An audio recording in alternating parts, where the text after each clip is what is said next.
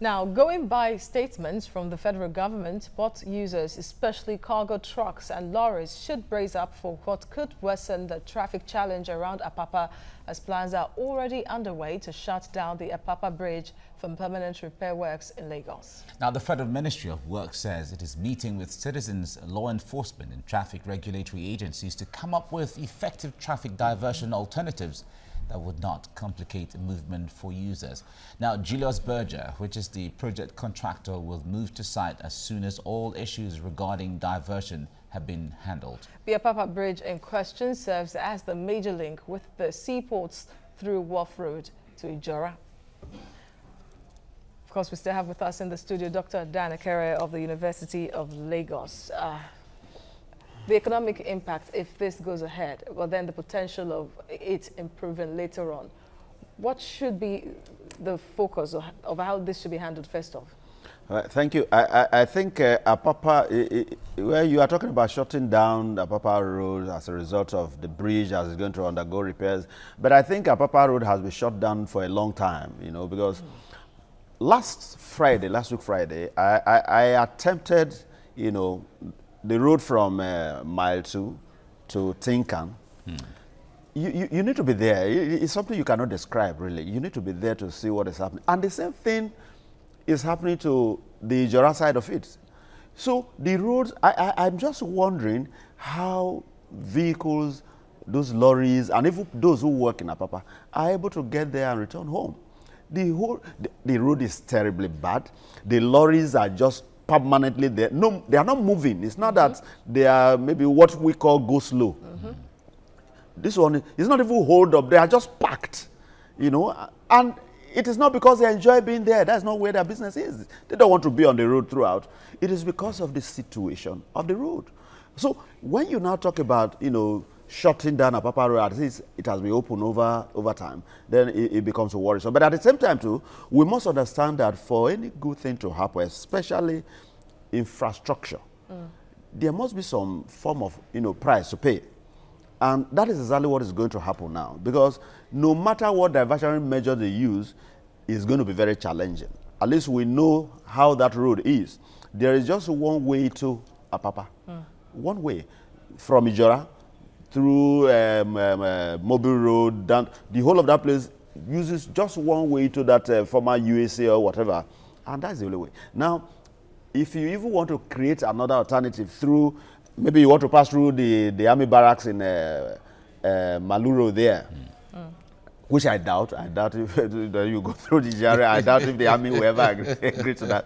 So whatever diversionary measure you are going to do, it's still going to be very challenging, because this is a road that takes very heavy duty traffic, heavy duty trucks, you know, and anything short of what, you know, the main road, even with the main road, it has always been very challenging. Now, talk about a diversionary measure where you are likely going to have one very narrow path. I think it's going to be very, very difficult.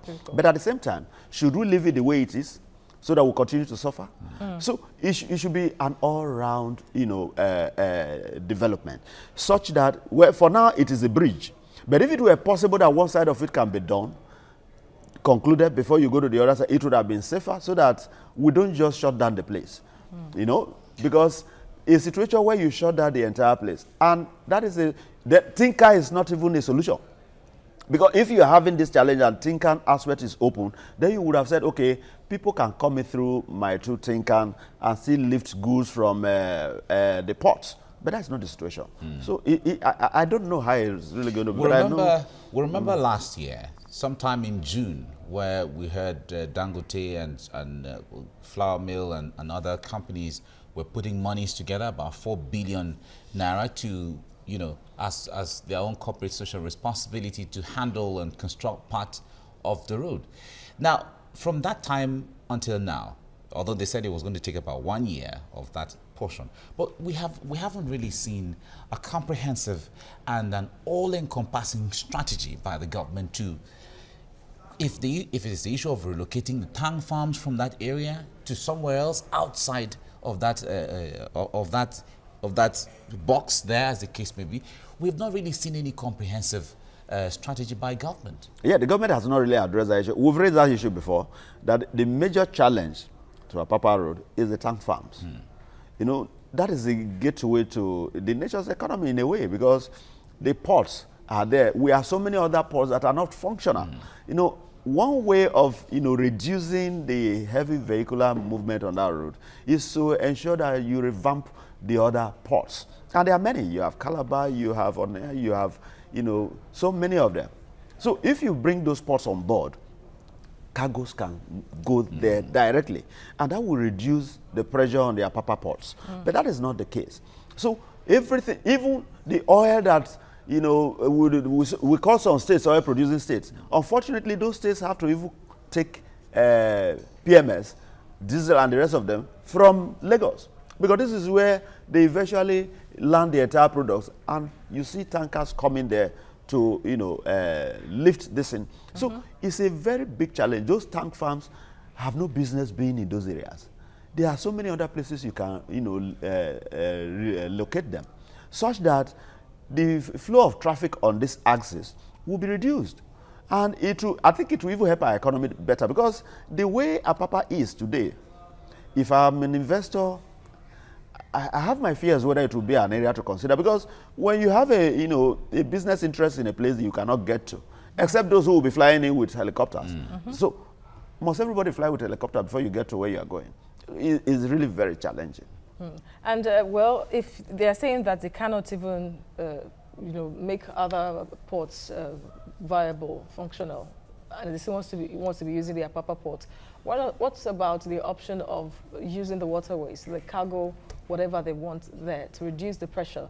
Because it seems that the pressure is on the road. So regardless of any portion of the country, road transportation is majorly the main focus. Yeah, but that is, you see, how are you going to use your waterways? You use waterways and you carry containers. Where do you carry them to? How do you deliver them? So you still need those ports for those, even for the waterway to be functional. That is the only way you can do it, because I doubt if you want to deliver a container to my house, whether you use any other waterway to my place. So at the end of the day, you will drop it somewhere and it will get to my place. Of course, but at least all right? that. Now, but so if you now move this pressure, some companies in Apapa already use that option. For example, a media organization there gets its guests on a boat. Beautiful. That's what it does. You can only convey humans. That's what I'm saying. The challenge we have with that place is not conveying humans. It is goods. Heavy-duty goods, containers and what have you. Are you getting it? Cargo ships are available. Yes. Some goods are shipped to Nigeria. Where do you drop them? You still need to get somewhere within the waters to drop it. All right? And you need jetties. Okay? But the kind of cargo boat that will carry those containers is as good as going to a port as well. So why not open up, you know, the space so that the business can flourish? Because it will make it easier. It will save time. It will save so many things. All right. As we look forward to rounding off now, we know that government certainly is the bigger regulator of how these businesses go. It's the only regulator in short. Yes. But private sector participation in the area of creating or building tank farms away from Lagos, we're not seeing that much either. You see, you need to find, you know, a fertile ground, you know, an enabling environment for that to happen. As we speak, you import, you know, fuel, and it comes through these vessels, and the safest way to drop there is at the port. So the owners of those tank farms are looking at the possibility of still moving that thing from the ports to tank farm outside that area. The cost, they are looking at all of that. All right. So when you look at it from the point of view of cost, it's going to be easier for them to just bring it from wherever they are bringing it, and within the ports area, you know, offload it into your tanks, you know. So that is a challenge we're having. Now, and again, you have issues with pipeline vandalization and all manner of things and all of that. But since we have this challenge, it will be safer that we create an environment where we will not have only Lagos as the point at which you can land. If you now, because some of these products, if not much of it, is actually going outside Lagos. And we are saying that there are other ways you can access these places, such that you can just locate your tank farms in those areas and your ship will take it there and drop it there for you. Rather than bring it to Lagos, use tankers, then you create another chaotic situation on the roads, sometimes accidents that you know, each time a tanker, you know, is involved in an accident, it's usually a very fatal situation. You can avoid all of that at the time you open up the ports. You are creating ports in Kaduna on dry land ports and all the rest. In those states. You said? I said fuel will be cheaper in those states. Yes, it raises, yes, because you are looking at the cost of transportation and all of that. Delta today, I doubt if they sell at the official rate. Meanwhile, it's an oil producing state. The same goes for all the other states in the south. Meanwhile, you call them oil, sometimes you don't even find the oil as much as we hear of it. So you need to create that environment such that those ports will come on board in order to reduce the tension that the Apapa ports have been subjected to. Exactly. Yes. Dr. Dan Ekere, University of Lagos, Senior Lecturer, thank you very much for coming on the program. Thank you for coming. Thank you. It was a pleasure. Thank you. You're watching TVC Breakfast. Shortly, our next discussion now will be talking about rice revolution and Nigeria not being happy with its neighbors. Stay with us.